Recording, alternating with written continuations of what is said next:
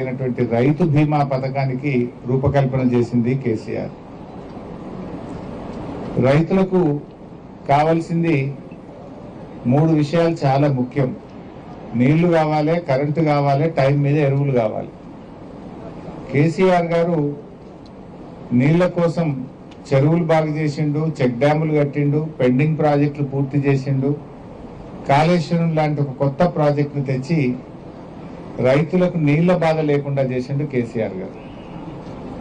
Current ఒకనాడు current ఉంటే వార్త, నాటి కాంగ్రెస్ హయాంలో. కేసీఆర్ హయాంలో కరెంటు పోతే వార్త. 24 గంటల నాణ్యమైన కరెంటును రైతులకు ఇచ్చి బిస్కెట్ల లెక్క ట్రాన్స్ఫార్మర్లు అయితే ఇట్లా పంచిపెట్టినాం. ఎక్కడ కూడా లో వోల్టేజ్ లేకుండా, మోటార్లు రాలకుండా వందలాది ట్రాన్స్ఫార్మర్లు, లక్షలాది ట్రాన్స్ఫార్మర్లు రాష్ట్ర వ్యాప్తంగా ఇవ్వడం జరిగింది. సో ఆ కరెంటు బాధ లేదు. మూడోది ఎరువులు. ఆటో డ్రైవర్కి చెప్తే రాగా 5 బస్తాలు వేసుకురంటే వేసుకొచ్చి ఇంటికాడ వేసిపోయింది ఆటో డ్రైవర్. కేసీఆర్ హయాంలో ఎరువుల కొరత లేదు, పోలీస్ స్టేషన్ల ముందు లైన్ లేదు, రైతులు చలికాలంలో చలికి గిజగిజ వణుకుతూ లైన్లలో నిలబడే పరిస్థితి లేదు, వర్షాకాలంలో వర్షానికి దడుస్తూ లైన్లలో నిలవాల్సిన బాధ లేదు. ఎరువులకు బాధ లేకుండా కేసీఆర్ గారు అందించారు. ఇక్కడ నీళ్లు ఇచ్చిండ్రు, కరెంట్ ఇచ్చిండ్రు, ఎరువులు ఇచ్చిండ్రు, పెట్టుబడికి డబ్బులు ఇచ్చిండ్రు, వ్యవసాయాన్ని అద్భుతంగా తీర్చిదిద్దిండు కేసీఆర్ గారు. రైతు గౌరవం పెంచిండు, రైతు చేతిలో ఉండే భూమి విలువ పెంచిండు కేసీఆర్. కానీ 2 ఏళ్ల కాంగ్రెస్ పాలనలోనే అంతా అస్తవ్యస్తమైపోయింది. ఇవాళ కరెంటు 12-13 గంటలు కూడా వస్తలేదు రైతులకు. సాయంత్రం 4 గంటలకు 5 గంటలకు పోతే పొద్దున 3 గంటలకు వస్తున్నది. ఓనాడు 3 అవుతుంది, ఓనాడు 4 అవుతుంది. 12-13 గంటలే, 24 గంటల కరెంటు పోయింది. 12-13 గంటలకే కరెంటు పరిమితమైంది. ఈ ఎరువుల బాధ నా నోటితో చెప్పనవసరం లేదు. ఇదే నంగునూరులో పాపం మన గణేష్ పండుగ సందర్భంగా పండుగ ఇచ్చిపెట్టి చెత్తిళ్ళు పట్టుకొని వర్షంలో గడుచుకుంటూ నంగునూరులో ఎంత పెద్ద లైన్లలో నిలబడ్డారో మనమే చూసినాం రాష్ట్ర వ్యాప్తంగా. ఇప్పుడు యాసంగి పంటకు కూడా ఎరువులు దొరకక రాష్ట్ర వ్యాప్తంగా ఏదో యాపులు, మ్యాపులు, కార్డులు అని గోసపెడుతున్నారు. కేసీఆర్ గారు ఉండగా యాప్ లేదు, మ్యాప్ లేదు, కార్డు లేదు. ఆటో డ్రైవర్ చెప్తే ఇంటికాడ వేసిపోయింది. ఊళ్ళకే లారీలు పంపితే ఊళ్ళోనే అమాలి లేదు, ఆటో కిరాయి లేదు, కూలి పని పోలేదు. ఎవరి ఊళ్ళో వాళ్ళు ఎరువు బస్తాలు తీసుకునే పరిస్థితి నాటు కేసీఆర్ గారి హయాంలో ఉండే. ఎరువులియే చేతగాక యాప్లు, మ్యాపులు, కార్డుల కథ పెట్టిండ్రు. కొన్ని జిల్లాల్లో యాప్లు పెట్టిండ్రు, కొన్ని జిల్లాల్లో కార్డులు పెట్టిండ్రు. గోసపుచ్చుకుంటున్నారు రైతుల్ని. ఇప్పుడు షాపుల్లో లేని యూరియా యాపుల్లో యాడికెళ్ళి వస్తుంది? షాపులు ఉంటే కదా యాపులు వచ్చేది. నీ దగ్గర యూరియా లేక అది 3 సార్లు ఇస్తారట.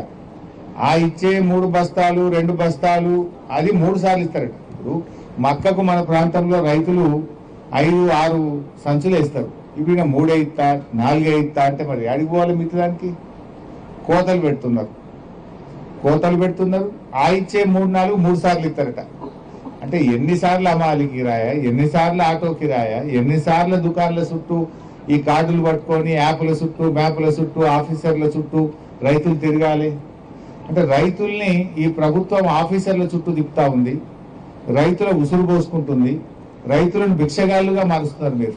అంటే నీ యూరియా బస్తాల కోసం ఎన్నిసార్లు తిరగాలి రైతులు? ఈ రకంగా అటు యూరియా సరఫరా బాగలేదు, ఇటు కరెంట్ సరఫరా బాగలేదు.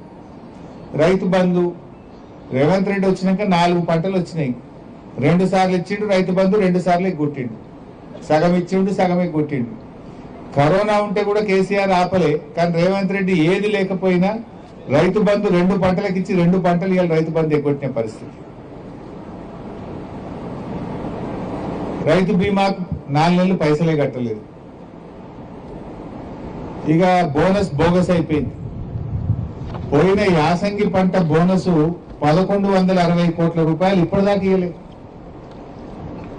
ఇప్పుడు ఈ వానకాలం బోనస్ కూడా ఇంకా 600 కోట్లు పెండింగ్ ఉన్నది. అంటే 1800 కోట్ల రూపాయలు బోనస్ కింద ఈ ప్రభుత్వం రైతులకు బాకీ పడ్డది. బోనస్ ఇవ్వకపోతే రైతు బంధు 2 సార్లు ఎగ్గొడితివి, ఎరువులకు గోసపెట్టబడితివి, కరెంటు 24 గంటలకెళ్ళి 12-13 గంటలు అయిపోయింది. కరెంట్లో కోత పెడితివి.